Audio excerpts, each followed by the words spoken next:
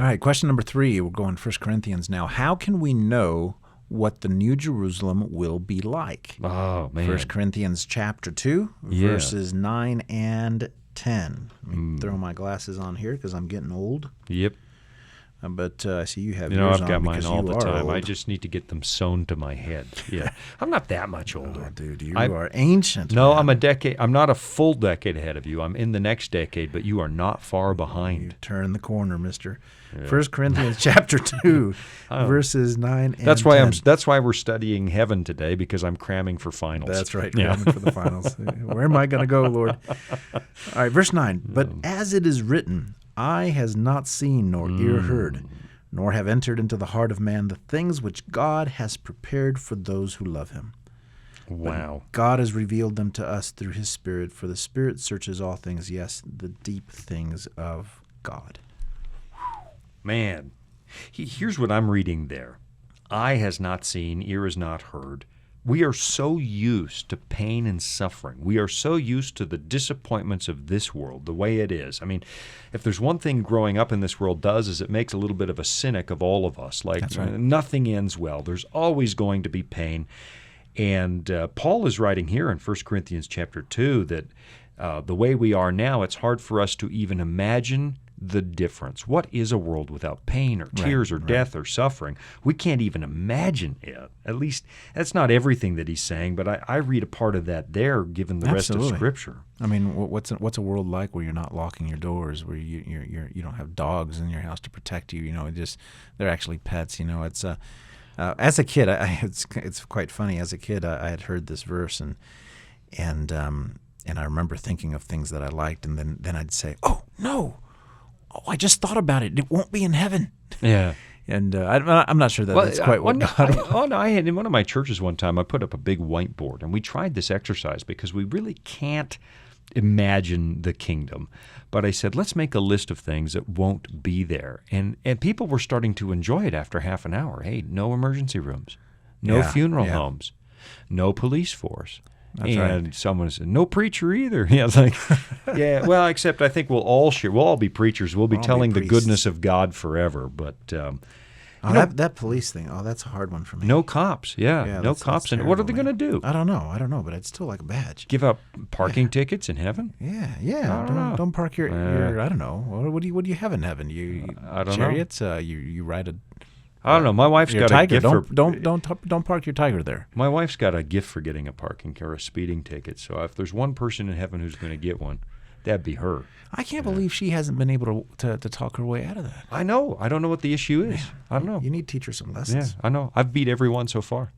Now that I've said that on the air, half the Loveland police force will be waiting for me. If you're listening out there, it's Shawn Boonstra. Go ahead and pull him over. And lots of tickets. Yeah, lots of tickets. All right, but look at this. We can't imagine it. And it's so much so that in verse 10 it says, God has revealed these things through his Spirit.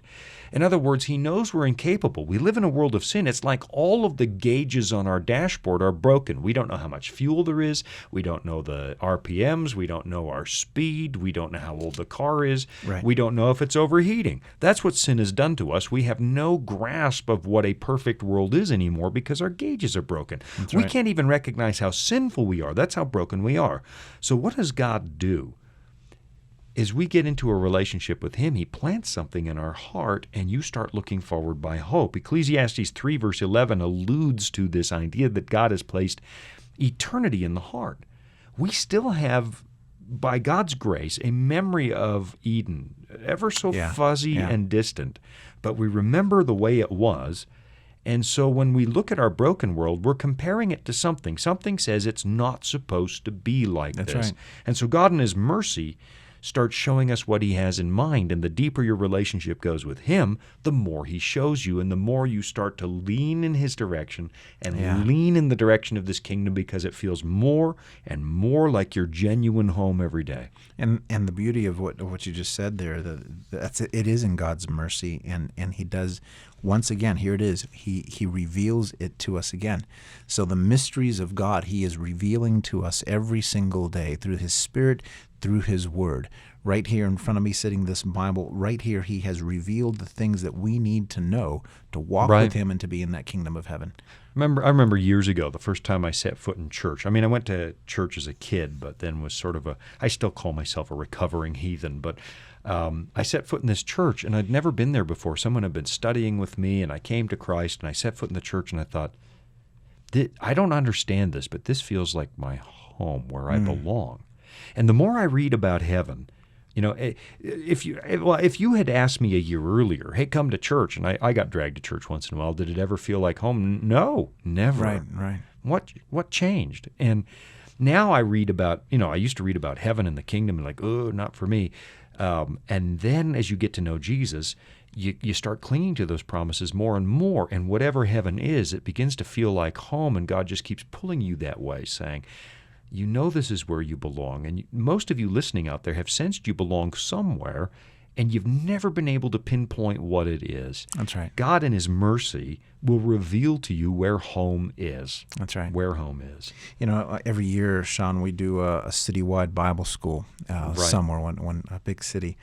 And it's, how many times do we hear that very thing, where people come in, they learn their Bibles, and they're like, I feel like I'm at home now. Right. It's incredible. That's what Scripture has done for us, and that it's going to take us right into that eternal home that God is building for us. Beautiful. So we really don't know what it's going to be like, but God plants that desire. That's right. And we start hearing the call to come home. That's right.